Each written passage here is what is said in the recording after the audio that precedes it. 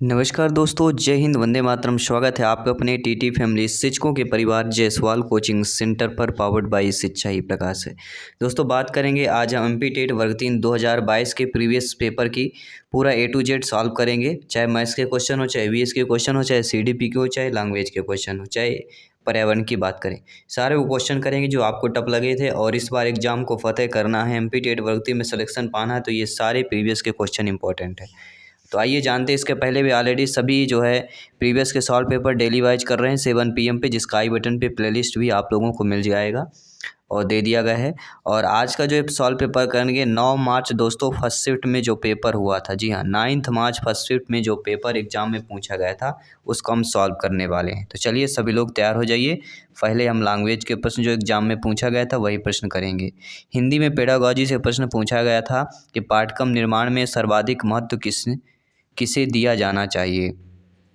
तो सबसे ज़्यादा जो है पाठ्यक्रम निर्माण में सर्वाधिक महत्व किसे दिया जाना चाहिए? व्यक्तिगत विभिन्नता को दिया जाना चाहिए। ESV ने व्यक्तिगत विभिन्नता को सही माना है। इसके बाद अगला प्रश्न है साथियों की परिभाषा से उदाहरण की ओर भाषा शिक्षण किसकी विधि होती? भाषा शिक्षण की वह विधि बताइए जो विधि आपके उदाहरण की ओर भाषा शिक्षण की हो।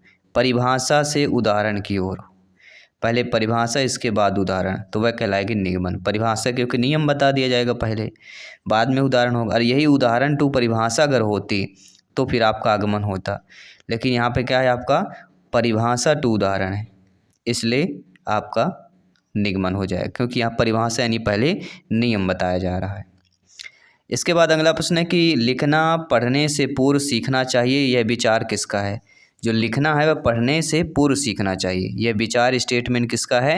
ये लेडी मॉन्टेसरी की बात करेंगे। मॉन्टेसरी आपने एक लेडी हैं, फीमेल है, जो इनकी मारिया मॉन्टेसरी आपने पढ़ाई होगा। अगला प्रश्न पूछा गया था साथियों, सभी कमेंट कीजिएगा मेरे प्यारे प्यारे भाइयों की प्यारी प्यारी बहनें गृहिणी जिनका सपना है एमपी टेट वर्ग 3 में दोस्तों इस बार 101% सिलेक्शन पाना। अगर 101% सिलेक्शन पाना है तो इस बार अच्छी तरह से प्रिपेयर करना है। तो कौन सी हिंदी की एक बोली है? देखिए मराठी, गुजराती, पंजाबी, तो जो अवधी भाषा होती है एक हिंदी की बोली, किसकी बोली है? हिंदी में भी अवधी भाषा होती है, हिंदी की बोली कहला जाएगी। चलिए अगला प्रश्न देख लेते हैं। आपके हिंदी पेडागॉजी से प्रश्न जो है पूछा गया था। प्रश्न पूछा गया था कि प्रगति पत्र जो होता है, जिसे रिपोर्ट कार्ड हम बोलते हैं, इसको तैयार करते समय शिक्षक को अपने प्रत्येक विद्यार्थी के बारे में सोचने का मौका मिलता है। क्या मौका मिलता है? कि जो उसने सत्र के दौरान जो भी सीखा हो या क्या सीखा और किस क्षेत्र में उसको ज़्यादा मेहनत करने की ज़रूरत है, ये होता है रिपोर्ट कार्ड तैयार करना, जिसे हम प्रगति पत्र कहते हैं। उसमें यही सारी चीज़ें होती हैं। अगला प्रश्न पूछा गया था कि विशिष्ट उद्देश्य संबंधित होता है। जो विशिष्ट उद्देश्य होता है वह आपका किससे संबंधित होता है? तो वह विषय वस्तु से संबंधित होता है। आप लोग भी कमेंट माध्यम से, फीडबैक के माध्यम से हमें बता सकते हैं, शेयर कर सकते हैं, फीडबैक कर सकते हैं। साथियों अगला प्रश्न है प्राथमिक स्तर पर हिंदी भाषा शिक्षण के लिए सबसे अधिक जो है महत्वपूर्ण क्या होता है? तो आप सभी लोग जानते हैं, आप सभी लोग ज्ञानी सर्वव्याख्याता लोग हैं कि प्राथमिक स्तर में अगर हिंदी भाषा शिक्षण में सबसे अधिक महत्वपूर्ण की बात की जाती है वह होता है भाषा प्रयोग के अवसर। और जहाँ पे पेडागॉजी में अवसर शब्द दे दिया जाए तो समझ लीजिए वह करेक्ट ऑप्शन हमारा निकल जाता है, पॉजिटिव ऑप्शन आ जाता है। अगला भाषा कौशलों के संदर्भ में निम्न में से कौन सा कथन आपका उचित होगा? देखिए भाषा कौशल के संबंध में कि बच्चे केवल सुनना, बोलना, पढ़ना, लिखन कौशल क्रम को सीखते, तो केवल शब्द निगेटिव हो जाता है। भाषा के चारों कौशल परस्पर अंतर संबंधित है, ये बिल्कुल सही बात है, कई बार पूछा गया है। तो सुनना, बोलना, पढ़ना, लिखना ये 4 कौशल है जो आपस में ही संबंधित होते हैं। अगला प्रश्न क्या पूछा गया था दोस्तों हिंदी पेडागॉजी से कि इनमें से रेखीय अभिक्रमित अन्वेषण में पदों की प्रकृति के आधार पर कितने भागों में बांटा जा सकता है? तो अभिक्रमित अन्वेषण के रेखीय अभिक्रमित अन्वेषण के बारे में मैंने आपको पढ़ाया भी था। तो ये दोस्तों 4 प्रकार से बांटा जा सकता है। किस कौन कौन से, ये आप लोग कमेंट करके याद करिए कि क्लास में हमने क्या बताया था। बाकी इसके बाद क्लास स्टार्ट होगी, क्लास को हम डिटेल के साथ चर्चा करेंगे। इनमें से शिक्षण प्रक्रिया के चर कौन से होते हैं? तो शिक्षण प्रक्रिया के चर, पहली बात तो शिक्षक, विद्यार्थी, पाठ्यक्रम तीनों होते हैं। शिक्षण प्रक्रिया के चर, क्योंकि चर पूछा गया है तो 4 आपके शिक्षक, शिक्षार्थी, पाठ्यक्रम तीनों हो जाएंगे, इसलिए D option is the right answer. No doubt सभी लोग समझ रहे हैं। अगले प्रश्न की बात करेंगे। बच्चे के हकलाने के पीछे का क्या कारण है? निम्न में से सबसे उचित बताना है। बच्चा जो हकलाता है इसके पीछे कारण क्या होता है? कारण यह होता है कि वह बड़े समूह के सामने अपनी बात कहने में मनोवैज्ञानिक दबाव महसूस करता है, इसलिए बच्चा हकलाने लगता है। कोई बच्चा जानबूझकर तो ऐसा नहीं करेगा, उसे सही उत्तर नहीं पता होगा तो हकलाएगा भी नहीं, उसकी आदत है, ऐसा हो नहीं सकता। बड़े समूह में अक्सर देखते हैं अगर सामने बच्चा जो है मनोवैज्ञानिक दबाव महसूस करता है, और अक्सर जो बच्चे कहते हैं ना स्टेज में बच्चा बोल नहीं पाता, वही मनोवैज्ञानिक दबाव होता है। बहुत सारे लोग हैं, कुछ गलती ना हो जाए, कुछ ऐसी चीज़ें ना बोल दिया जाए, ठीक है। तो पहले 2-4 लोगों के सामने बोलना, फिर 10 लोगों के सामने, धीरे धीरे ऐसे बोलने लगते हैं।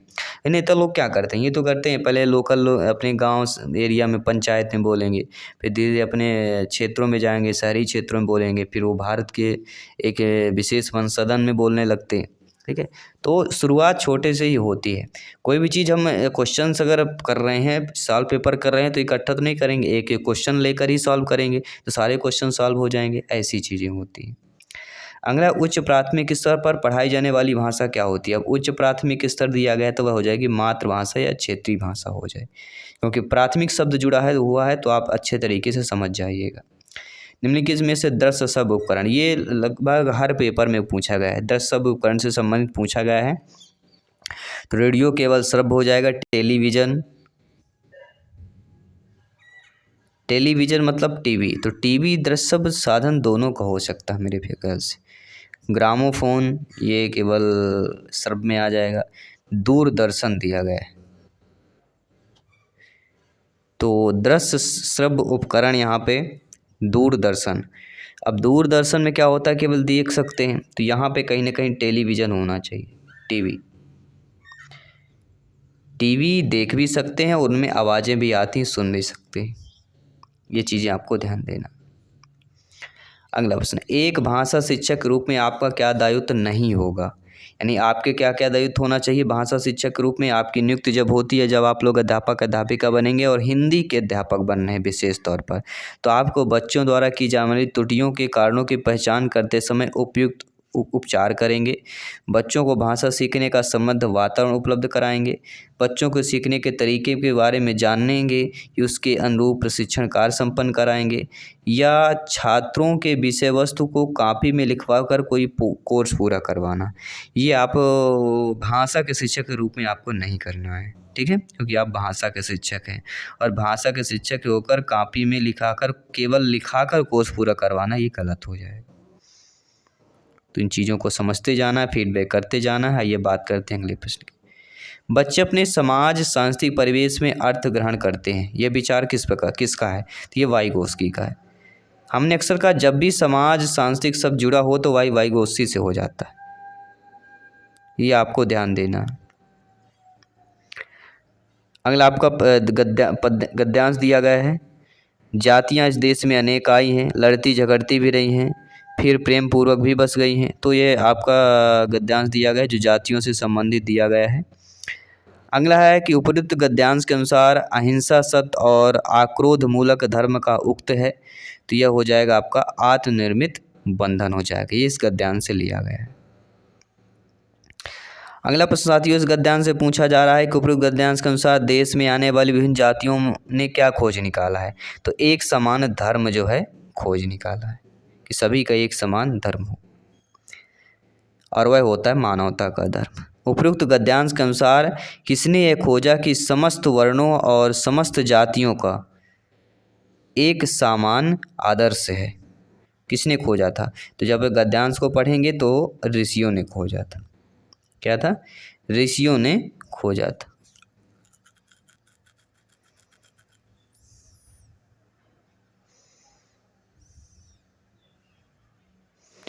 आइए बात करते हैं अगले प्रश्न के। यहाँ पे क्या प्रश्न पूछा जा रहा है कि उपयुक्त गद्यांश के अनुसार मनुष्य को सर्वत्र पछाड़ता है और आदमी सदा उससे लोहा लेने के लिए कमर कसे रहता है। किसके अनुसार है? अज्ञान। अज्ञान जो होता है मनुष्य को सर्वत्र पीछे करता है और आदमी को सदा जो है लोहा लेने के लिए कमर यानी लड़ाई लड़ने के लिए तैयार रहता है, और वह होता है ज्ञान। क्योंकि ज्ञानी लोग लड़ते नहीं हैं, बातों से ही जीत जाते हैं।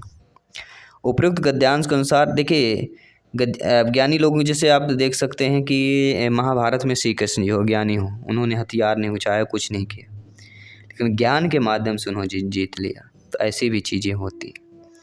तो एक मेरा कहना नहीं है, एक फॉर एग्जांपल देना है, अगर कोई दिक्कत हो तो आप लोग अन्यथा ना लीजिएगा मेरी इन बातों को। अगला प्रश्न है, उपयुक्त गद्यांश के अनुसार असत्य कथन को चयन करना है। देखिए मनुष्य की मनुष्यता यही है कि ये सबके दुख को सहानुभूति को साथ देखता है। अज्ञान मनुष्य को सर्वत्र पछाड़ता है, आदमी की सदा उसे लोहा लेने के लिए कमर कस लेता है। समस्त वर्णों और समस्त जातियों का एक समान आदर्श भी है। तो ये तीनों चीज़ें आपके गद्यांश में दी गई हैं। लेकिन जातियां भारत देश में अनेक आई हैं, लड़ती झगड़ती रही हैं, फिर प्रेम पूर्वक वापस भी गई हैं। तो ये कथन आपके गद्यांश में नहीं है, इसलिए गलत हो जाएगा। अगला प्यारा सा प्रश्न दिया गया है, इनमें से गुण दोष कौन सा समास होगा। तो गुण दोष दोनों पद प्रधान है, तो यहाँ पे द्वंद्व समास हो जाएगा।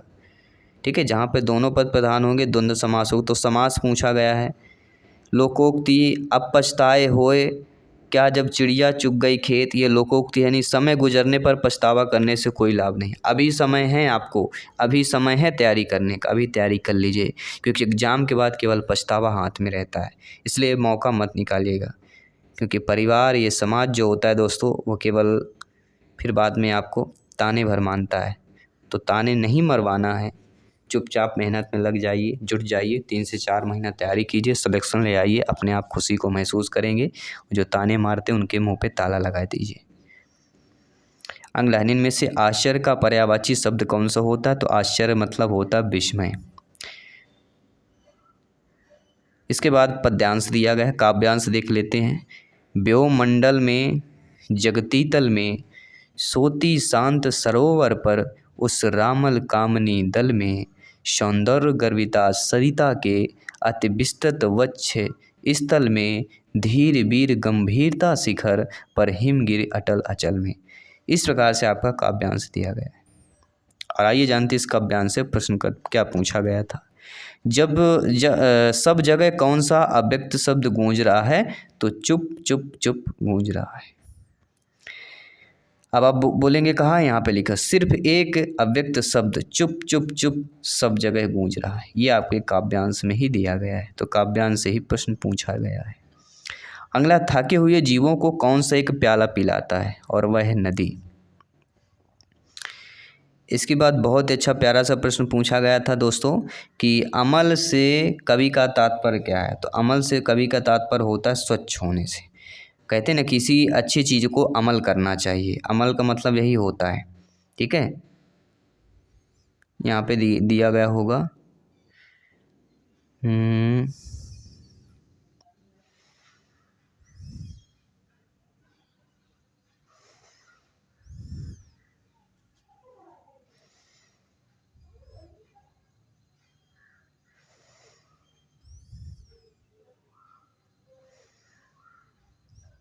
चलिए बात करेंगे प्रश्न की। प्रश्न पूछा गया, सौंदर्य गर्वित सरिता में कौन सा अलंकार होगा। सौंदर्य गर्वित सरिता, इसमें मानवीकरण अलंकार हो जाएगा। अब किसी में देखिए उपमा अनुप्रास उत्प्रेक्षा, ये तो समझ नहीं आ रहा, तो मानवीकरण एक अलग से दिया गया था। तो ये आप लोगों को समझना चाहिए। ऑप्शन देखिए, अगर क्वेश्चन नहीं बना तो ऑप्शन देखिए, जो भी अगर लगे आपको ये अलग है तो वही होगा। अनल शब्द का पर्यायवाची, तो पर्यायवाची पूछा गया, अनल का अग्नि हो जाएगा। ये सारे अग्नि को ही अनल बोला जाता है, ये अग्नि के पर्यायवाची हो जाते। तो पर्यायवाची भी पूछी गई थी। पर्यायवाची संधि समास, ये तो नॉर्मल है। शांत शब्द का विलोम भी पूछा गया। तो शांत का विलोम अशांत होता है। बहुत ही सिंपल सा प्रश्न था ये तो सभी लोग लगभग कर लिए होंगे। अगला है कि अव्यक्त में उपसर्ग, उपसर्ग पहले होता है, तो यहाँ पे अव्यक्त में आ उपसर्ग हो जाएगा, व्यक्त आपका यहाँ पे शब्द हो जाएगा। अब बात आती है मैथ्स कैलकुलेशन, गणित की बात आती है। क्या सभी लोग तैयार हैं गणित के प्रश्नों को हल करने के लिए। तो रब पेन कापी ले लीजिए, 10 सेकंड का वक्त दे रहा हूँ।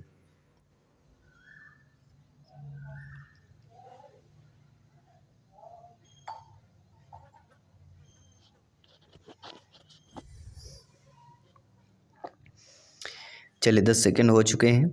आइए क्वेश्चन को सॉल्व करते हैं। क्वेश्चन दिया गया 17.82 गुणे 17.82, होल वर्ग का मतलब ये होता है। Minus under root 576। 576 किसका वर्ग है, सभी लोग बताइए। 576 किसका वर्ग है, ये दोस्तों 24 है। तो डायरेक्ट हम यहाँ पे 24 लिख सकते हैं। -24 बराबर क्या आएगा, तो 17.82 गुणे 17.82 कीजिए, ये लगभग आपका आ जाएगा 317.5524। इसमें आपको 24 घटा देना है, तो आ गया 293.545524। तो 293 देखिए डी ऑप्शन में दिया गया, सही हो जाएगा। बहुत ही सिंपल साधारण सा प्रश्न पूछा गया था। अगला प्रश्न क्या पूछा गया था ये देख लेते हैं। प्रश्न पूछा गया था कि एक संख्या का 5वां भाग उसके 7वें भाग से 154 अधिक है, संख्या बताइए। क्या सभी लोग लगा लेंगे। कोई एक संख्या है, संख्या का 1/5वां भाग उसके 7वें भाग से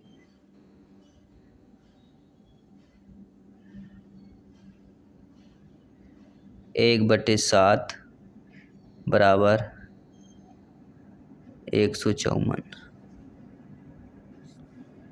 तो 5 सते 35 आ गया और 5 ऋण 7 आ गया बराबर 154 आ गया।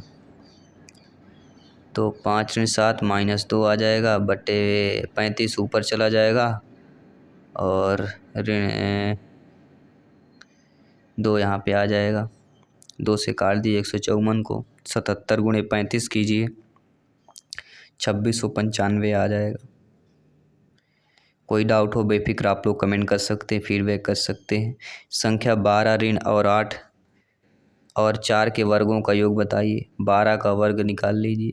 12 का वर्ग होता है 144, 8 का होता है 64 और 4 का होता है 16। -8 का वर्ग करेंगे यानी -8 गुणे -8 करेंगे तो माइनस का गुणा गुणे में प्लस हो जाता है, इसलिए 8 टाइम 64 हो गया। बस तीनों को प्लस कर दीजिए।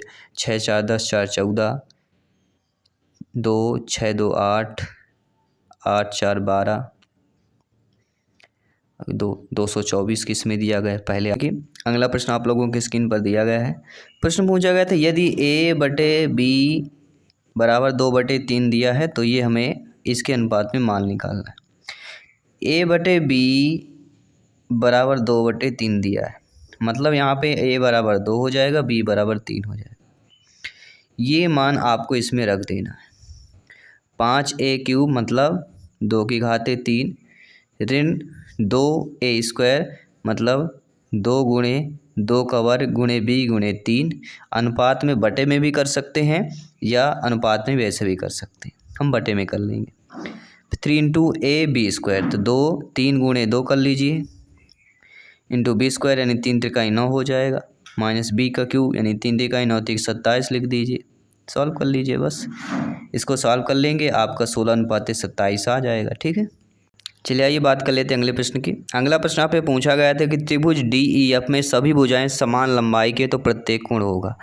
सभी लोग जानते हैं त्रिभुज के तीनों कोण 180 अंश होता है, समान लंबाई के तो बटे 3 कर दीजिए, तो 6 × 18 60 कोण आएगा, प्रत्येक कोण का मान 60 डिग्री आ जाएगा। बहुत ही सिंपल सा प्रश्न पूछा गया। अगला प्रश्न आपके एग्जाम में पूछा गया कि एक कोण अपने संपूरक का 2/7 है तो इसका माप बताइए।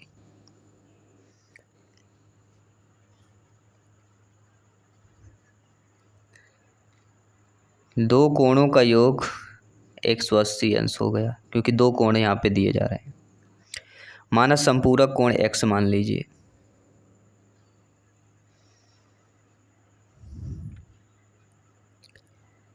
लेकिन प्रश्न क्या कह रहा है, संपूरक कोण का 2/7वां भाग है, यानी x × 2/7 = क्या आ जाएगा 2x/7 मान आएगा।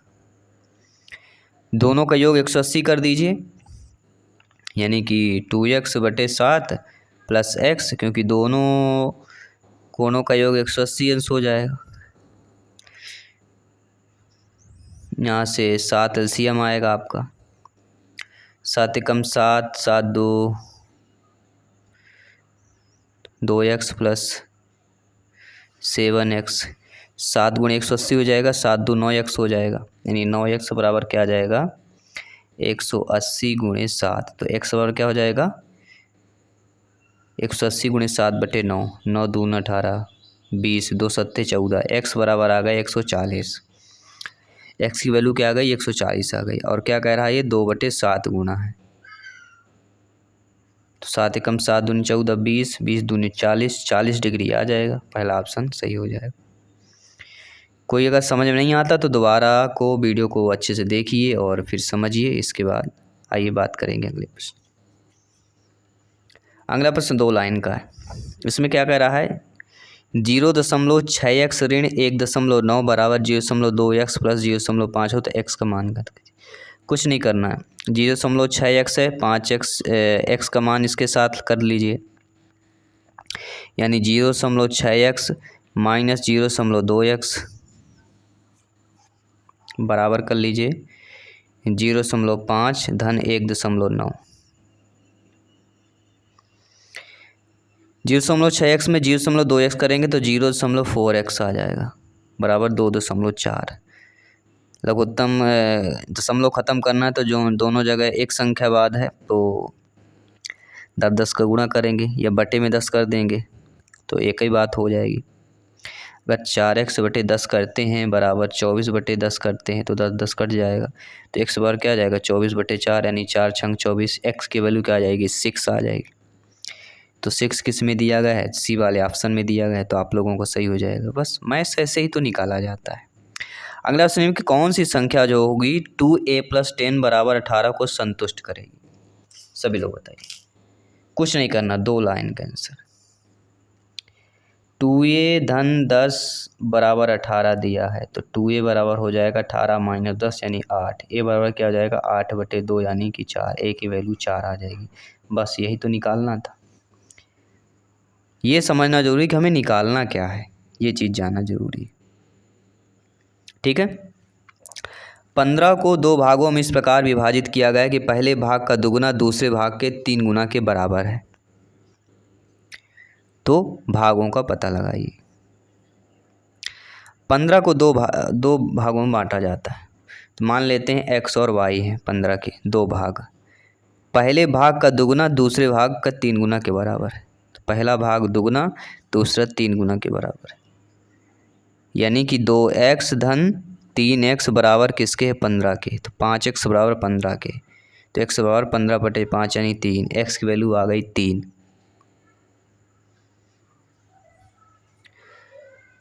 ठीक है।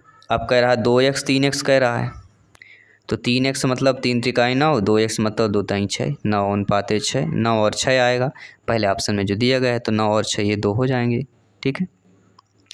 अगला पेडागोजी से प्रश्न है कि CCE किसके उन्मूलन में सहायता करता है। तो CCE जो होता है वह मेमोरिजेशन अर्थात याद करने में सहायता करता है, जो CCE होता है। फिर अगला प्रश्न दिया गया 154 मीटर में 149 मीटर को विभाजित करना है। तो बहुत सिंपल सा बात है, 154/49 कर लीजिए, 7 से काट लीजिए, 7 7 49, 7 दूनी 14, 7 दूनी 14, 22/7 आ जाएगा। केवल एक लाइन का उत्तर, मन में भी लगा सकते थे आप लोग।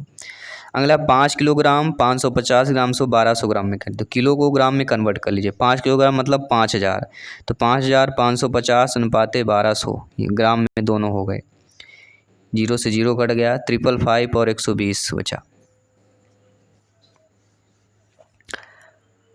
तो इसको आप किससे काट 15 से काटिए, 15 8 120, 15 पना 15 3 45 और 15 7 105, 37/8 आएगा, 37/8 डी ऑप्शन में सही हो जाए। इसके बाद है एक प्रश्न पिछले पेपर में भी इस प्रकार का आया था, यानी गुणनखंड दिया गया था, बहुपद दिया गया था x+1 बराबर, तो x+1 बराबर अगर 0 हो तो x का मान क्या हो जाएगा -1, तो -1 इसमें रख देना, बस k का मान आ जाएगा। कैसे 2 - 1 का whole square plus k into -1 बराबर 0, तो 2 माइनस के बराबर 0 तो 2 बराबर के अर्थात के बराबर 2। तो के बराबर 2 किस में दिया गया है? देखिएगा डी ऑप्शन में दिया गया है, वो सही हो जाएगा। अगला प्रश्न देखिएगा। अगला प्रश्न कह रहा है यदि 0.75 अनुपाते x बराबर समानुपाते 5 अनुपाते 8 है तो x का मान निकालिए। कुछ नहीं करना है आपको, 0.75/x कर दीजिए, ठीक है, और बराबर में लिख देना है आप लोगों को। क्या लिख देना है बराबर में? यहाँ पे 0.75/x बराबर 5/8 त्रिया गुणा कर लीजिए। यहाँ से आपका x की वैल्यू निकल के आ जाएगी। कर लेंगे आप लोग सभी लोग, बताइए, इतना तो कर लोगे आप लोग, ठीक है। चलिए आंसर बता देता हूँ। आंसर 1.2 आएगा, याद रखिएगा।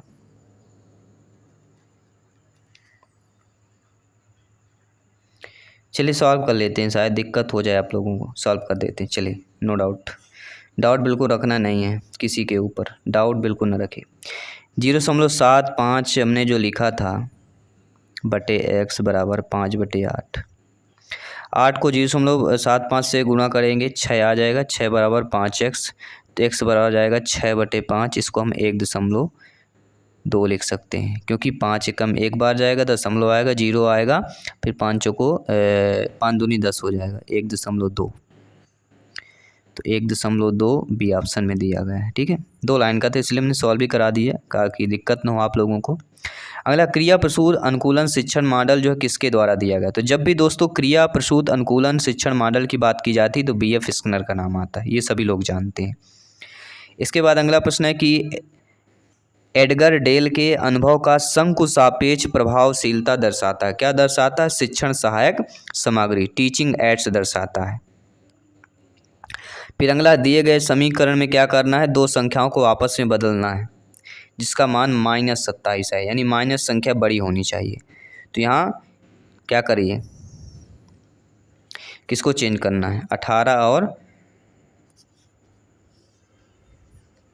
3 को चेंज कर लीजिए। जहाँ 18 वहाँ 3 कर लीजिए, -60 × 4 प्लस 3 की जगह 18 कर लीजिए, भागे 9। तो पहले गुणा होता है ना, 3.8 चौक 32, फिर भाग होता है, तो 9 दूना 18, 32 2 3 5 -32 है ना, तो 27 माइनस का आ जाएगा ना, बस यही तो करना है। 18 और 3 को कन्वर्ट कर लीजिए, यानी जहाँ 18 वहाँ 3 कर लीजिए, जहाँ 3 है वहाँ 18 कर लीजिए। अब अगला प्रश्न कह रहा है L बराबर M करना है, M बराबर माइनस करना है, N बराबर X करना है, P बराबर भाग करना है। ये है वही चीज़ यहाँ पे कर लेना है। चलिए मैं कर देता हूँ, उसके बाद सॉल्व कर लीजिएगा। 5 के बाद N है तो N का कह रहा है, N का गुणा करना है, फिर 5 है, इसके बाद P कह रहा है, ठीक है। तो P में हमें क्या करना है? भाग करना, तो यहाँ भाग कर लीजिए, फिर 5, फिर कह रहा है L, तो L में हमें क्या करना? प्लस करना है, फिर 5, फिर M क्या करना? -5। इसको सॉल्व कर लीजिए, बस पहले गुणा कीजिएगा, 5 25 भागे 5 प्लस माइनस -5, फिर भाग करेंगे 5 बचेगा, प्लस माइनस कट गया, बचा शेष 5। तो बी ऑप्शन में आपके 5 दिया गया है, तो ये आप लोगों का सही हो जाएगा।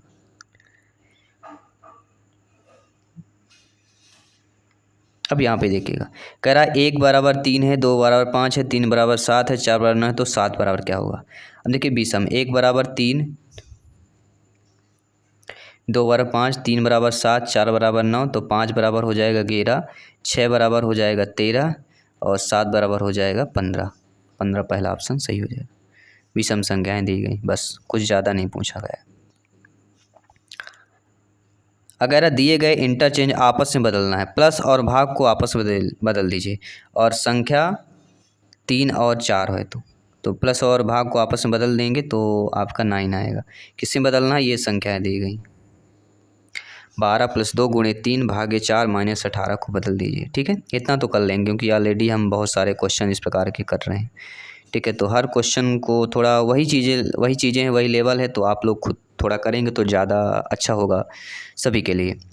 एक शोध अध्ययन में आपको कितना विश्वास करना चाहिए? एक शोध अध्ययन अगर कर रहे हैं तो आपको एक ही शोध अध्ययन पर पूरी तरह भरोसा करना चाहिए? बिल्कुल नहीं। विभिन्न शोधकर्ताओं द्वारा एक ही निष्कर्ष मिलने के बाद आपको शोध में निष्कर्षों पर भरोसा करना है। बिल्कुल सही बात। कोई भी निष्कर्ष निकालेंगे और सभी शोधकर्ता का एक ही निष्कर्ष निकल गया तो इस पर हम भरोसा कर सकते हैं, भरोसा करना भी चाहिए। तो केवल 2 सही है हमारा, यानी बी ऑप्शन यहाँ पे सही हो जाएगा। अगला प्रश्न पूछा जा रहा है साथियों कि व्यवहार के नमूने को मापने के लिए प्रयुक्त उपकरण क्या होता है। कोई भी व्यवहार है अगर उसके नमूने को माप लिया जाए तो उसमें प्रयुक्त उपकरण को ही टेस्ट या परीक्षण बोला जाता है। अगला प्रश्न है असाधारण बच्चे कैसे होते हैं, जिनको असाधारण बच्चे हम बोलेंगे। तो असाधारण बच्चे स्वाभाविक रूप से प्रतिभाशाली भी होंगे, अस्थि विकलांग भी हो सकते हैं, सीखने में अक्षम भी हो सकते हैं। ये सभी लोगों को असाधारण बच्चे बोले जाएंगे। तो ये सभी विकल्प हमारे सही, सभी को असाधारण बच्चा बोला जाए। इसमें काफ़ी दिक्कतें हुई। काफ़ी लोगों ने माना था कि असाधारण बच्चे उसको बोला जाता है जो विकलांग हो या सीखने में अक्षम हो। स्वाभाविक रूप से तो असाधारण मतलब साधारण ना हो, तो प्रतिभाशाली होगा तो वो भी साधारण में नहीं आएगा, विकलांग है तो वो भी सामान्य में या साधारण में नहीं आएगा, सीखने में अगर अक्षम है तो वो भी सामान्य साधारण में नहीं आएगा। तो इस कैटेगरी के ऊपर आपको देखना है। ठीक है, अब आप समझ गए होंगे, आने वाले एग्जाम में फिर आपको गलती नहीं करना है। एक शिक्षक ने कक्षा 5 में समाचार पत्र वितरित किया और छात्रों से नवीनतम मैच में भारतीय टीम के क्रिकेट स्कोर पढ़ने के लिए कहा।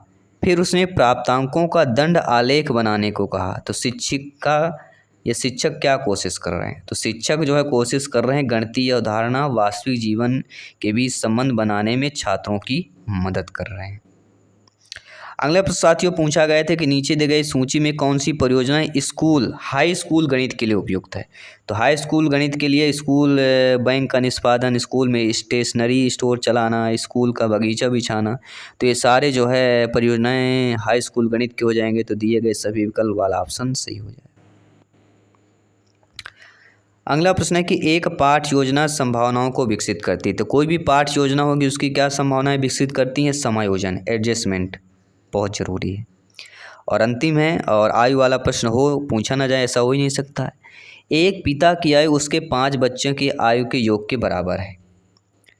5 बच्चों की आयु x मान लीजिए, पिता की भी आयु x मान लीजिए। 15 वर्ष बाद तो x + 5 गुणे 15, x + 5 किसकी हो गई? बच्चों की आयु हो गई, क्योंकि 15 वर्ष बाद तो गुणे 15 करेंगे यहाँ, क्योंकि x + 5 है, याद रखिएगा। x + 5 x + 5 x + 5 15 बार होंगे, इसलिए गुणा 15 होगा। तो x + 15 पना 75 आ जाएगा। इस प्रकार 15 वर्ष बाद जो है पिता की आयु में क्या आएगा? पिता की आयु केवल x + 15 हो जाएगी। अब क्या कह रहा प्रश्न, याद रखिएगा, x + 75 करिए और x + 15 करिए। कह रहा 15 वर्ष बाद 5 बच्चों की आयु का योग पिता की आयु का दुगना हो जाता है। तो पिता की आयु का दुगना हो रहा है। क्या कह रहा? पिता की आयु का दुगना हो जा रहा है, यानी x + 75 और x + 15, पिता की आयु का दुगना ये हो रहा है। तो अगर पिता की आयु में दुगना कर दिया जाता है तो दोनों बराबर हो जाएंगे, बस निकाल लेना है। x + 75 कर लीजिए और बराबर 2x + 30 कर लीजिए। x को x तरफ ले जाइए, 30 को इधर लाइए, तो x बराबर हो जाएगा 75 में 30 माइनस कीजिए 45 आ जाएगा। 45 डी ऑप्शन में दिया गया है, वह सही हो जाएगा। तो मैथ्स के भी क्वेश्चन हमने सॉल्व कर लिए। अब बचते हैं आपके ईवीएस के। ईवीएस में क्या पूछा गया कि फ्लोराइड से दूषित पेयजल किसके कारण हो सकता है।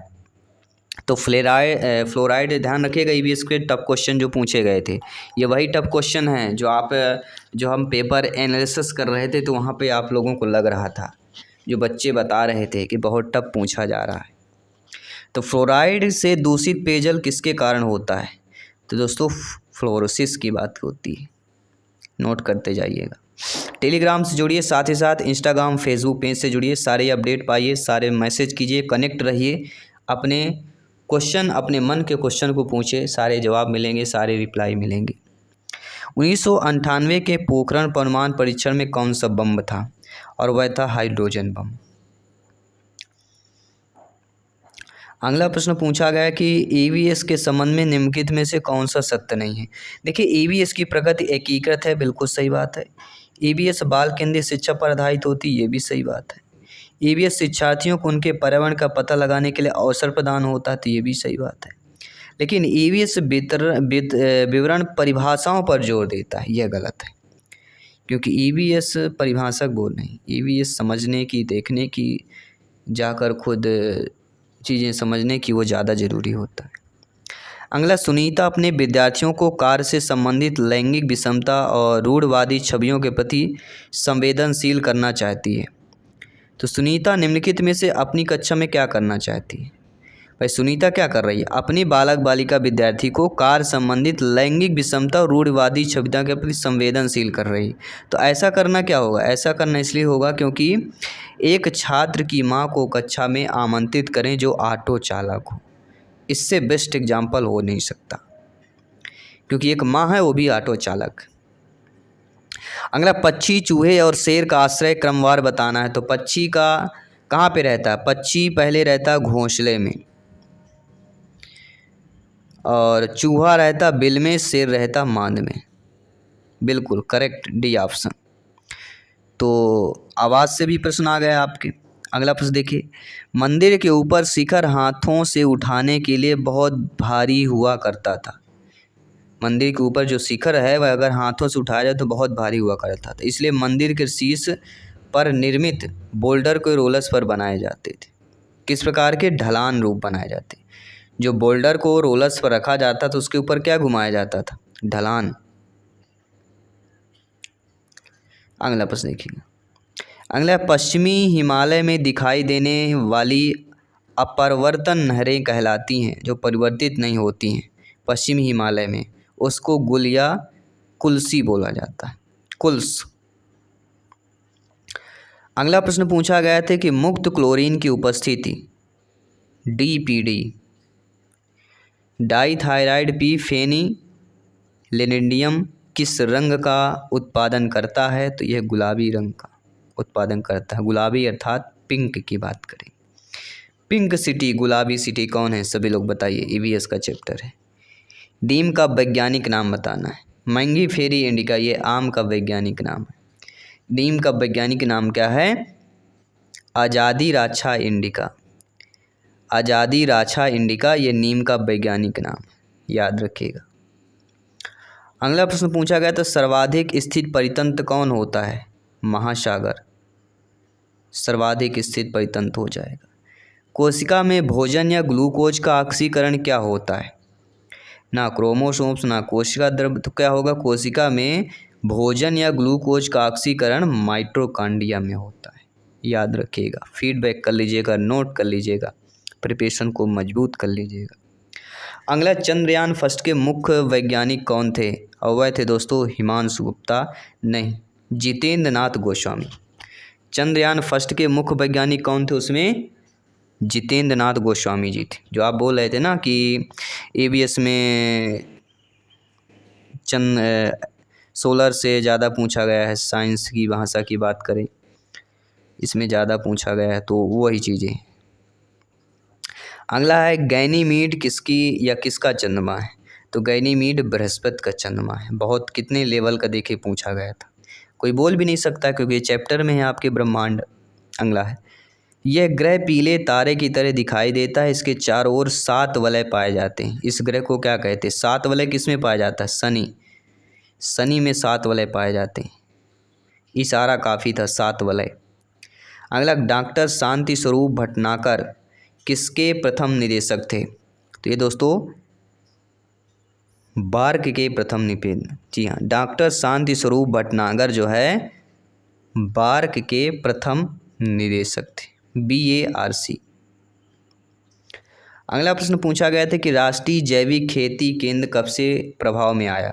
तो आपकी जो राष्ट्रीय जैविक खेती केंद्र है ये आपके 2004 में जो है प्रभाव में आया था, यानी तेज़ी से बढ़ा, लोगों को जागरूक किया, लोगों तक पहुंचा।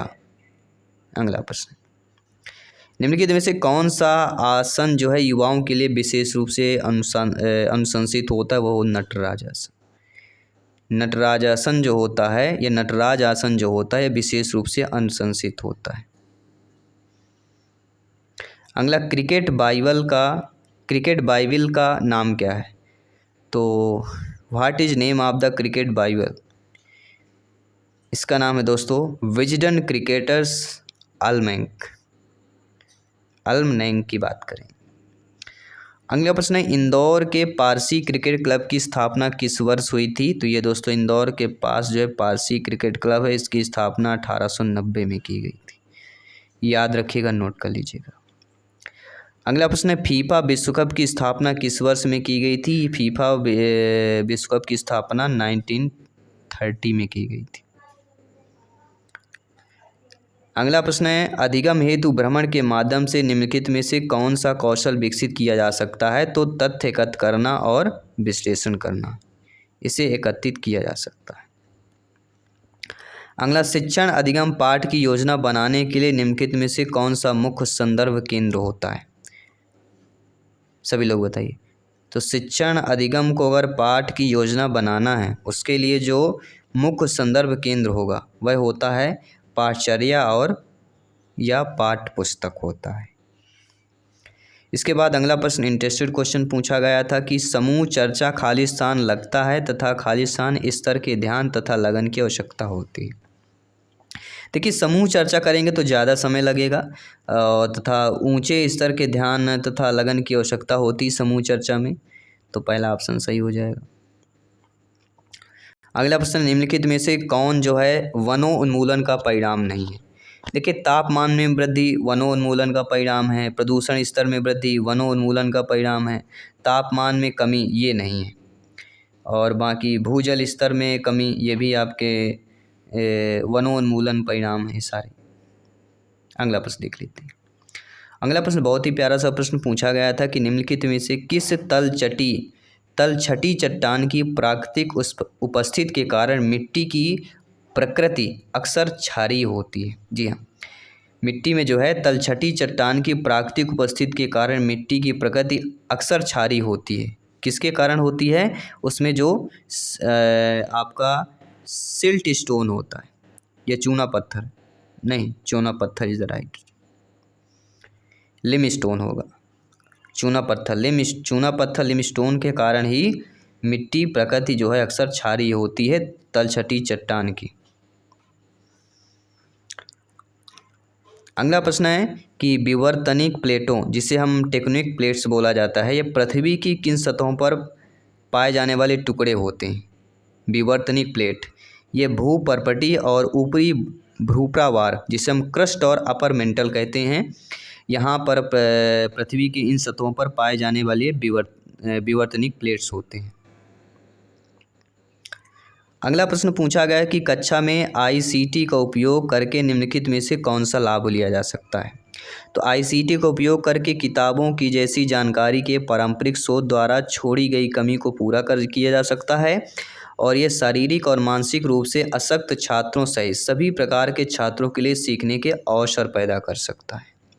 इससे छात्रों को इंटरनेट की लत लगना निगेटिव होगा। दो, पहला और सेकंड ऑप्शन सही होगा। अगला प्रश्न क्या पूछा जा रहा है? बहुत अच्छा प्रश्न यहाँ पे पूछा गया था कि कोविड लॉकडाउन के अवधि के दौरान अधिकांश छात्रों ने वीडियो कॉन्फ्रेंसिंग के माध्यम से कक्षाओं में भाग लिया। तो ये जो वीडियो कॉन्फ्रेंसिंग थी, इस उदाहरण से ICT उपकरणों को निम्नलिखित में से कौन सा पहलू जो है कार्यरत थे? कौन कौन से पहलू इस पर कार्यरत थे, ये आपको बताना है, ठीक है। इसमें देखा जाए तो जो पहलू हमारे कार्यरत थे वीडियो कॉन्फ्रेंसिंग में, वह होता है स्विचिंग उपकरण और संचार उपकरण।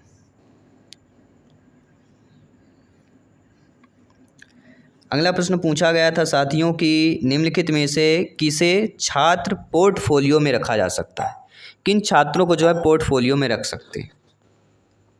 आपके दो ऑप्शन दिए गए हैं। देखिए, पोर्टफोलियो की अगर बात आती है तो छात्र का शैक्षणिक कार्य भी और पाठ्यक्रम की गुणवत्ता का मूल्यांकन करने के उद्देश्य में शैक्षिक साक्ष्य भी, दोनों को रख सकते हैं। तो एक और दो दोनों, सी वाला ऑप्शन जो दिया गया है वह सही हो जाएगा।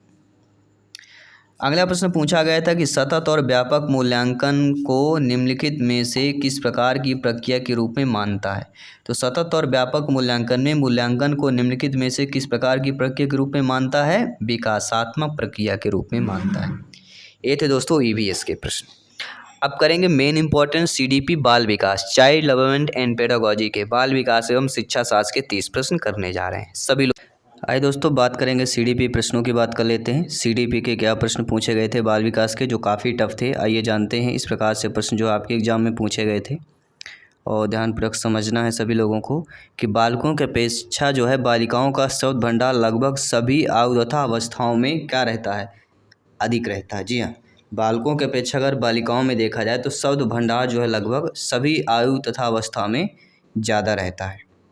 ये बाल विकास CDP से प्रश्न पूछा गया था। इसके बाद अगला प्रश्न जो पूछा गया था दोस्तों कि किसी पढ़ाई गई विषय वस्तु के संबंध में शिक्षार्थी बालक बालिका की वास्तविक उपलब्धि, एक्चुअल लर्नर अचीवमेंट जिसे बोलते हैं, इसके आकलन के लिए निम्नलिखित में से कौन सा उपयुक्त कथन होगा। जी हाँ, किसी पढ़ाई गई जो है विषय वस्तु के संबंध में शिक्षार्थी की वास्तविक उपलब्धि के आकलन में बताना है। तो वास्तविक उपलब्धि के आकलन में जो सही होगा वह विषय के कवर की गई विषय वस्तु का उपयोग कर शिक्षार्थी को टेस्ट पूरा करने के लिए कहना। D option is the right answer. अगला प्रश्न CDP में क्या पूछा गया था दोस्तों कि किस पारंपरिक शिक्षा, जी हाँ, किस पारंपरिक शिक्षा सिद्धांतकार का मानना था कि काल्पनिक संरचनाओं के उपयोग ने व्यवहार की हमारी समझ में योगदान नहीं दिया। इसका मानना है स्किनर का। जी हाँ दोस्तों, स्किनर मनोवैज्ञानिक का मानना है, सिद्धांतकार का मानना है कि काल्पनिक संरचनाओं के उपयोग ने व्यवहार की हमारी समझ में योगदान नहीं दिया। इसके बाद अगला CDP का प्रश्न पूछा गया था कि यदि कोई छात्र शरारती है और कक्षा में अपने शब्द और कार्यों से परेशान करता है तो उससे निपटने के लिए आपकी राय निम्नलिखित में से कौन सा तरीका बेस्ट होगा। जो बच्चा बालक शरारती हो और अपने शब्द कार्यों से परेशान आपको कर रहा हो तो ऐसे बच्चों के लिए क्या करना चाहिए। Call him to your room and make to him to understand his problems. उसे अपने कमरे में बुलाओ और उसकी समस्याओं को समझो कि बच्चा ऐसा क्यों करता है। सबके सामने नहीं, अपने रूम पे बुलाइए, जो आपका बेंच रूम होता है उस पर बुलाना है। अगला प्रश्न है प्रयोगात्मक मनोविज्ञान के जनक कौन है। सभी लोग जानते हैं विलियम वुंट की बात करेंगे। जी हाँ, प्रयोगात्मक मनोविज्ञान के जनक आपके विलियम वुंट हो जाते हैं। आपका अगला प्रश्न पूछा गया था कि मानसिक मंदता का कौन सा रूप निम्नलिखित में से एक अतिरिक्त गुणसूत्र की उपस्थिति के कारण होता है। जी हाँ, ये हमने आपको पढ़ाया भी था, बताया था कि मानसिक मंदता किसके कारण होता है। एक अतिरिक्त गुणसूत्र आ जाता है जिससे मानसिक मंदता आती है और वह अतिरिक्त गुणसूत्र आपका है क्रेटिनिज्म। क्रेटिनिज्म ऐसा गुणसूत्र होता है जो अतिरिक्त आ जाने पर मानसिक मंदता आ जाती है। कहते हैं ना अति सर्वत्व वर्जित, तो अत्यधिक हो जाता है। बिनेट द्वारा सुझाए गए इनमें से कौन से बुद्धि का तत्व नहीं है। तो बिनेट द्वारा दिशा है, अनुकूलन है, लेकिन समझना नहीं है। समझना जो है बिनेट का सुझाया गया बुद्धि का तत्व नहीं है, बाकी दिशा, अनुकूलन, आलोचना ये सारे हो जाएंगे। अगला प्रश्न CDP में क्या पूछा गया बाल विकास में कि एक विशेष उम्र में हर सामान्य बच्चा रेंगना, चलना, बात करना शुरू कर देता है एक विशेष उम्र में। ये किसका उदाहरण होगा। तो यह परिपक्वता का होगा, मेच्योरेशन की बात करें। कहते हैं ना मेच्योर हो गया है, तो एक विशेष उम्र में ये बच्चा करेगा ही करेगा। बच्चा 9 मंथ 1 साल में बच्चा रेंगने लगता है, 1 से 1.5 साल में चलना शुरू करना, बात करना, ये परिपक्वता कहलाती है और इसी को ही बच्चे की परिपक्वता बोला जाता है। अगला निम्न में से कौन जो है गर्भावस्था से शुरू होता है और बच्चे के जन्म या गर्भपात के साथ समाप्त हो जाता है। वह क्या होता है प्रेगनेंसी। प्रेगनेंसी जो होती है गर्भावस्था शुरू होती है और बच्चे के जन्म या गर्भपात के बाद फिर ये समाप्त हो जाती है। गर्भावस्था की बात करें। अगला प्रश्न है आंतरिक अंगों के निर्माण की शुरुआत और बाहरी भौतिक विशेषताओं का निश्चित रूप लेना निम्न में से किस अवधि से शुरू होता है। तो आंतरिक गुणों का निर्माण के साथ साथ बाहरी भौतिक विशेषताओं का रूप लेना यह आपकी किस अवधि में होता है। आपके भ्रूण काल की बात करेंगे, एम्ब्रियोनिक पीरियड की बात की जाती है। इसके बाद अगला प्रश्न चाइल्ड डेवलपमेंट एंड बाल विकास की बात करेंगे। अगला प्रश्न है मुसेन, कांगर और कागन के अनुसार निम्नलिखित में से कौन सा समस्या समाधान में रचनात्मक के लिए एक बाधा नहीं। तो ये जो मनोवैज्ञानिक है आपके लिए नए होंगे, शायद आप कम पढ़े होंगे इस मनोवैज्ञानिक का नाम। तो ये एक ऐसे हैं जो समस्या समाधान में रचनात्मक के लिए एक बाधा नहीं मानते और वह है पर्याप्त ज्ञान। पर्याप्त ज्ञान अगर होगा तो वह बाधा नहीं होगा। बाधा कब होती जब समस्याओं के तत्वों को अगर भूल जाते हों, जब आप में असफलता का डर हो। सफलता पाना है तो असफलता का डर छोड़ दीजिए। निश्चित पूर्व मान्यताएं, पहले से ही मान्यता मत करिए मेरे को 80 नंबर चाहना है, 100 में क्वालिफाइड हो जाना, बस निश्चित कर लेंगे तो दिक्कत हो जाती। अगला प्रश्न, बच्चे का अकेले सोने से इंकार करना किस प्रकार के भावात्मक विकार का लक्षण है? यह पृथक्करण चिंता होगी। सेपरेशन एंग्जायटी की बात कर रहे हैं। बच्चे का अकेले सोने से इंकार करना, बच्चा कहता है ना साथ में सोऊंगा, तो क्या होता है? पृथक्करण चिंता होती कि अलग रहेंगे तो क्या डर होता है, क्या चीज़ें होंगी, तो बच्चा डरने लगता है, इसलिए बच्चा अकेले नहीं सोता है। अगला, निम्नलिखित में से किसने कहा ऐसा व्यवहार जो किसी विशेष समय में किसी दिए गए समाज के सांस्कृतिक मानदंडों या कानूनों के अनुरूप नहीं होता है और अक्सर नकारात्मक रूप से स्वीकृत होता है, उसे अपराधी कहा जाता है? किसने कहा है? ये कहने वाले आपके ओमोगो एसिरी हैं। इसके बाद अगला प्रश्न ध्यानपूर्वक समझिएगा और फीडबैक कीजिएगा। एक शिक्षक एक छात्र को एक लोकप्रिय गीत गुनगुनाते हुए देखता है जिसमें उच्च कामी भाषा है, तो निम्नलिखित में से किस मामले में अपराध का कारण साथियों के दबाव को जिम्मेदार ठहराया जाएगा? बच्चे ने माता पिता को गुनगुनाते सुना होगा या बच्चे ने यूट्यूब पर गाना सुना होगा? यूट्यूब शब्द आ गया, समझ लीजिए यूट्यूब एक बहुत हिस्सा है, यूट्यूब है जिससे हम और आप जो है दोनों चीज़ें मिल पा रहे हैं, एक दूसरे की मदद कर पा रहे हैं। तो एक शिक्षक को एक छात्र को एक लोकप्रिय गीत गुनगुनाते देखता है जिसमें उच्च कामी भाषा मतलब समझ गए होंगे, ठीक है? तो काम प्रवृत्ति वाली भाषा अगर बच्चा गाने में उपयोग कर रहा है तो बच्चे ने माता पिता गाना गुनगुनाते सुना होगा या बच्चे में यूट्यूब पर गाना सुना होगा, तो दोनों चीज़ें अर्थ आपकी नहीं हो रही, तो ESV ने यहाँ पे डी ऑप्शन को सही माना है, ठीक है? पहले PB था, अब ESV बन चुका है, ये सभी लोग जानते होंगे। अगला प्रश्न है, किशोर न्याय बच्चों की देखभाल और संरक्षण नियम 2015 के निम्नलिखित में से कौन सी धारा 16 से 18 की आयु वर्ग के जघन्य अपराध वाले अपराधियों से निपटने के लिए विशेष प्रावधान प्रदान करती है? और वह है आपका धारा 15, जी हाँ, सेक्शन 15। और याद रखिएगा जो किशोर न्याय अधिनियम है इससे संबंधित हर बार पेपर में CDP में एक क्वेश्चन जरूर आया है, अभी तक जितने हमने पेपर किया है। अगला, समावेशी शिक्षा का सिद्धांत निम्नलिखित में से किस पर आधारित होता है? तो समावेशी शिक्षा का सिद्धांत समान अवसर पर निर्धारित होता है। अगला प्रश्न दोस्तों यहाँ पे पूछा गया कि निम्न में से कौन जो है कम दृष्टि वाले बच्चे की विशेषता या विशेषताएं जो कम देख सकते हो बालक, तो ऐसे जो बालक कम देख पाते हैं उनको पढ़ते समय आँख का मार्गदर्शन करने के लिए उंगली का उपयोग करते हैं, बार बार आँख मलना, दोनों चीज़ें हो जाएंगी, तो दोनों चीज़ें होंगी, इसलिए दोनों चीज़ों को ध्यानपूर्वक समझना है। निम्नलिखित में से कौन जो है संक्रमण और नशे के कारण होने वाली संज्ञानात्मक अक्षमताओं का एक महत्वपूर्ण ज्ञात कारण है? सभी लोग बताइएगा। जी हाँ, इनमें से कौन जो है संक्रमण और नशे के कारण होने वाले संज्ञानात्मक अक्षमता का महत्वपूर्ण ज्ञात कारण, और वह क्या कहलाता है? ना रूबेला, ना उपदंश, ना ही आपका इंसेफेलाइटिस, तो वह होता है मधुमेह, जिसे हम डायबिटीज कहते हैं। जी हाँ दोस्तों, डायबिटीज संक्रमण नशे के कारण होने वाली संज्ञानात्मक अक्षमताओं का महत्वपूर्ण ज्ञात कारण ये नहीं होगा, इससे ज्ञात नहीं होगा। बाकी रूबेला, उपदंश, आपके इंसेफेलाइटिस ये ज्ञात कारण है, लेकिन अज्ञात कारण क्या है? मधुमेह। अगला प्रश्न देखिएगा। अगला प्रश्न है कि सामाजिक रूप से कुसमयोजित बच्चों के पीछे का कारण क्या होता है? सामाजिक रूप से देखा जाए जो बच्चे कुसमयोजित होते हैं यानी संयोजन नहीं कर पाते हैं, उनका प्रमुख कारण क्या होता है? उनका प्रमुख कारण होता है सामाजिक विषमताएं, आर्थिक विषमताएं, शैक्षिक विषमताएं, तीनों विषमताएं कारण है। तीनों विषमताएं कारण सामाजिक रूप से बच्चा कुसमयोजित हो जाता है। अगला प्रश्न देखिएगा कि समूह कारक सिद्धांत के अनुसार निम्नलिखित में से कौन सा कारक दिए गए शब्दों को समझने और समझने की क्षमता का प्रतिनिधित्व करता है? वह वाचिक भाषा योग्यता, जिसे हम वर्बल मीनिंग एबिलिटी बोलते हैं। इसके बाद 10 क्वेश्चन और बचे हैं CDP के, इस पेपर को कंप्लीट करते हैं।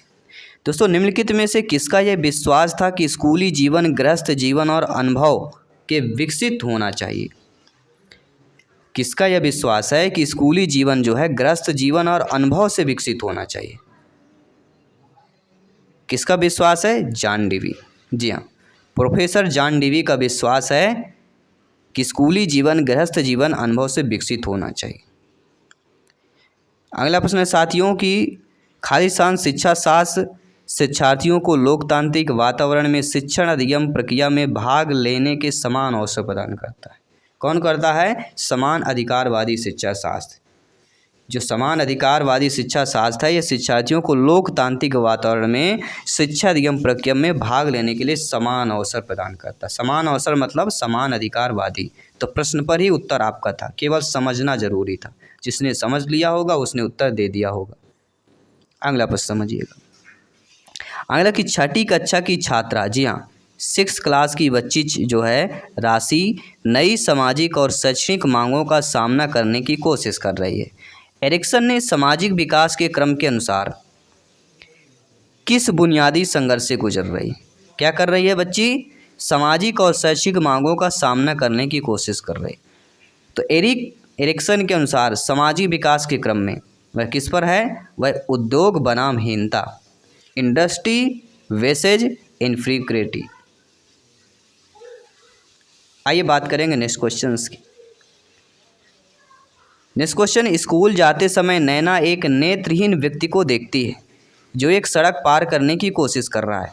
वह जानती है कि यदि वह इस व्यक्ति की मदद करती है तो स्कूल जाने में देरी हो जाएगी। इसके बावजूद वह नेत्रहीन व्यक्ति की मदद करती है।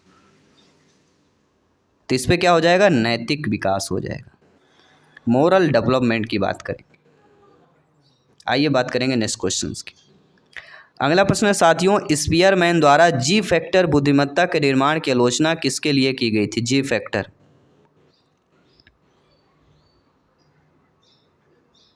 वह दोस्तों मैथमेटिकल अप्रोच अर्थात गणितीय दृष्टिकोण के लिए। जी हाँ दोस्तों, स्पीयरमैन द्वारा जी फैक्टर बुद्धिमत्ता निर्माण की आलोचना किसके लिए की गई थी? आपके गणितीय दृष्टिकोण के लिए, मैथमेटिकल अप्रोच के लिए की गई थी।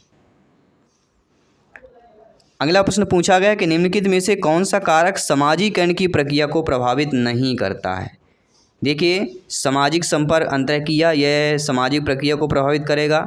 शिक्षा एडुकेशन जो होता है सामाजिकरण की प्रक्रिया प्रभावित नहीं करता। जिनको शिक्षा नहीं होती वो भी आपके सामाजिकरण की प्रक्रिया समझते हैं, लेकिन पहचान प्रभावित करेगा, भाषा प्रभावित करेगी। लेकिन एडुकेशन जो है शिक्षा, ESV ने यहाँ पे सही माना है। आपके अकॉर्डिंग क्या है? आप लोग भी कमेंट करके फीडबैक करके बता सकते हैं। अगला प्रश्न, निम्नलिखित में से कौन सा प्रतिभाशाली बच्चों की निशानी नहीं माना जाएगा? देखिए, जिज्ञासा निशानी होगा, रचनात्मक विचार, सार रूप में सोचना, ये सारे प्रतिभाशाली बच्चों की निशानी हैं। लेकिन दूसरों से लड़ना झगड़ना, लड़ाई झगड़ा, गाली गलौज करना, ये आपके प्रतिभाशाली बच्चे की निशानी नहीं है। अगला प्रश्न है, जीन पियाजे जी के अनुसार भाषा और विचार के बीच संबंध का सिद्धांत होगा। किसका सिद्धांत होता है? तो जीन पियाजे जी के अनुसार भाषा और विचार के बीच संबंध विचार भाषा निर्धारित करता है। अगला प्रश्न है, 2 प्रश्न और बचे हुए हैं, ध्यानपूर्वक समझ लीजिएगा। एक परीक्षण की विश्वसनीयता कैसे बढ़ाई जा सकती है? कोई परीक्षण है उसकी विश्वसनीयता हम कैसे बढ़ा सकते हैं? वह विशेषज्ञों की सहमति प्राप्त करके उसकी विश्वसनीयता बढ़ाई जा सकती है। लास्ट क्वेश्चन है साथियों कि एक अध्यापक उस बच्चे के साथ परामर्श करते हैं जिसकी निश्चयात्मक प्रगति एक दुर्घटना के पश्चात अनुकूल नहीं है। तो निम्नलिखित में से कौन सी प्रक्रिया विद्यालय में परामर्श के लिए सबसे बेहतर हो सकती है? तो वह बेहतर कौन सी हो सकती है? वह यह हो सकती है साथियों, ये अपने विचारों द्वारा खोजे करने हेतु लोगों में आत्मविश्वास का निर्माण करें। क्या होना चाहिए? एक अध्यापक उस बच्चे के साथ परामर्श करते हैं जिसकी निश्चयात्मक प्रगति एक दुर्घटना के पश्चात अनुकूल है। यह प्रक्रिया अपने विचारों द्वारा खोज करने हेतु लोगों में आत्मविश्वास का निर्माण करता है। तो ये रहे दोस्तों आपके टोटल क्वेश्चन हम कर चुके हैं। आई होप सभी लोग समझेंगे। डेली 7 PM में आपके प्रीवियस ईयर के सॉल्व पेपर किया जाता है। इसके बाद क्लासेज भी आपकी स्टार्ट होगी। 1 मंथ की सीरीज चल रही है प्रीवियस पेपर को सॉल्व करने की। तो 1 महीने पूरे यह सीरीज चलेगी। पूरे पेपर सॉल्व कीजिए अच्छे तरीके से। इसके बाद सिलेबस के अकॉर्डिंग हम प्रिपरेशन स्टार्ट करेंगे, क्योंकि अभी आपके 4 महीने समझ लीजिए। अक्टूबर के पहले एग्जाम नहीं होने वाला। जुलाई, अगस्त, सितंबर, अक्टूबर, नवंबर, जी हाँ 4 महीने समझ लीजिए। नवंबर या दिसंबर में एग्ज़ाम होगा, क्योंकि डिले होगा ये हमें पता है। ठीक है। तो आपके समय 3 महीने मान लीजिए समय है आपका पूरा, तो 1 महीने आप समझ लीजिए कि ये रहेगा, 1 महीने पूरा सिलेबस चलेगा, 1 महीने आपका प्रैक्टिस सेट चलेगा, तीनों महीने पूरा सेटअप है। और इस सेटअप पे सभी लोग तैयार रहिए, इस बार 101% बिल्कुल क्रैक करना है, सिलेक्शन पाना है। सभी मित्रों को जय हिंद, वंदे मातरम, धन्यवाद सभी का।